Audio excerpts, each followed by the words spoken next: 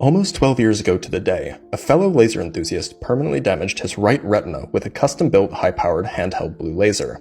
As far as the laser hobbyists were concerned, this was the first serious injury in our community. This event took place about a year after the commercialization of the Spider 3 Arctic by Wicked Lasers, which was around the same time that hobbyists realized there was a cheap source of extremely high-powered blue laser parts, more than 200 times more powerful than the laser pointers you can buy at the store.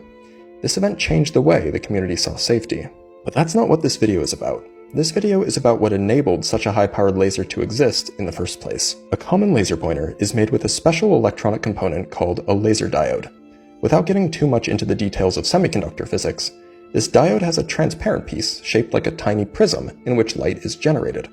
The front and back of the prism is cleaved so that light can pass through, and the other faces are coated so that all light that hits them is reflected. In doing so, this little piece of the semiconductor becomes a laser cavity.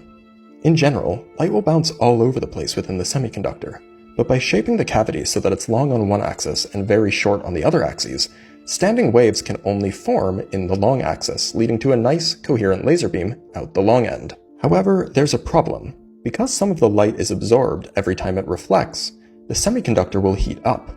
This can lead to thermal damage, and so these lasers have an effective upper limit on power output. To avoid this problem, all we have to do is spread out the light. If we make the cavity wider, the light will be absorbed by a bigger area and thus won't catastrophically fail as easily. The trouble is, by making the cavity wider, standing waves can also form in the transverse direction, i.e. the direction that is not in the out direction.